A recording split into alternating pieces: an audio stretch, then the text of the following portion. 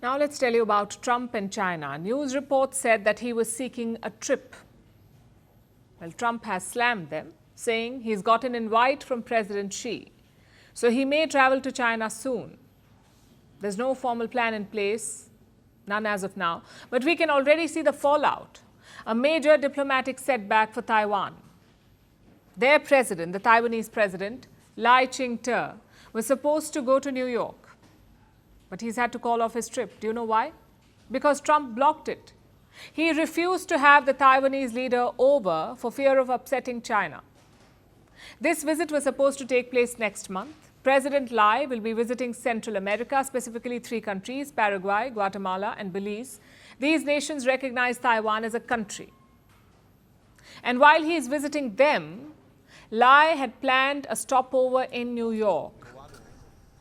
An itinerary was being drawn up. Reports say Lai had approached a think tank, the Heritage Foundation, which is a conservative think tank, you may have heard of it. The Taiwanese president was in talks to attend a Heritage Foundation event. He was also planning to visit Texas. But none of this was out of the ordinary. Taiwanese leaders have been visiting the US. Lai's predecessor had also stopped over in the US. That's Tsai Ing-wen. In 2023, she went to Belize and Guatemala and stopped by in New York. Joe Biden was US president then. And he had allowed that stopover. It wasn't a formal visit, it was symbolic and it was significant. It was meant to signal America's steady support to Taiwan. In fact, since 1994, 5 Taiwanese presidents have traveled to the US. They've made a total of 30 trips. All of them were allowed to transit through America. But Trump is ending that practice. His administration has denied permission to Lai. Although Taiwan now says there was no denial of transit from the US side, but several reports indicate otherwise. Why would the Trump administration block Lai? Because they don't want to derail another conversation, the US-China trade talks. This week, officials from both sides are meeting in Stockholm, the US and China. Those discussions won't be easy. A major breakthrough is unlikely. Best case scenario, they will extend the temporary truce. They will push the tariff deadline by another 90 days. Meanwhile, Trump is eyeing a meeting with Xi Jinping. Like I said, he has slammed news reports on the matter. He claims that he is not seeking a meeting, but he has an invite from the Chinese president. Donald Trump said, and I quote, "I may go to China, but it would only be at the invitation of President Xi, which has been extended." By all indications, Trump is very keen on this. He wants to be courted. He wants to show that it's China asking for talks and not him. And the Taiwanese leader's visit to New York could derail this, which is why he has been denied permission to come to the US. In other words, Trump is going all out, and he's going out of his way to accommodate China. And this would suit Beijing. They have a long track record of opposing any formal engagements between the US and Taiwan. These presidential stopovers have always angered Beijing. For the longest time, China has called President Lai a separatist. So they will welcome Trump's move. And it may even help America's trade negotiations with China. But where does it leave Taiwan? In a spot of bother.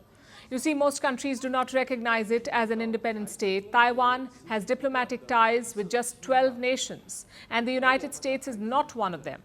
Officially, the US supports the One China policy, that there's only one China and Taiwan is a part of it. But unofficially, the US has been stirring the pot. It practices what it calls strategic ambiguity. It remains the biggest military supplier of Taiwan. It promises to defend Taiwan if China invades. They have a mutual defense treaty which obligates the US to defend Taiwan. But successive American presidents have been deliberately vague about this. They've never made clear public commitments. And Trump's decision to block President Lai adds more uncertainty to this. It also makes President Lai's position weaker at home. You see, this month, his government suffered a political setback. His party had called for a recall vote. They wanted 24 opposition leaders to be unseated from their posts. These leaders were said to be friendly towards China. Lai's government wanted to oust them. They wanted to hold fresh elections for these posts. So the government went to the voters with an appeal. They were asked to vote on a simple question: should these lawmakers be removed or not? And the voters said no. The lawmakers should not be removed. Basically, the vote was against the government's proposal, a setback to President Lai.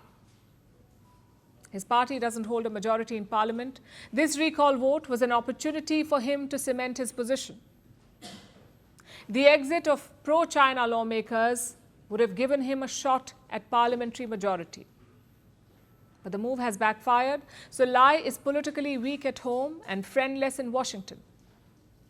The way this is going, this Trump presidency may prove to be Taiwan's toughest test.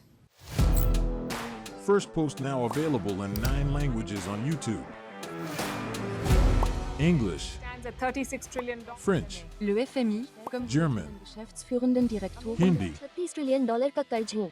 Indonesian, Pemerintah tanpa pemeriksaan. Italian, Sekali radikali. Japanese, 4兆ドル以上も Portuguese, por causa do próprio balanço patrimonial. Spanish. Beautiful bill. Go to Settings, click on Audio Track and select the language of your choice. Be the first to know what's happening around you in your first language. Firstpost.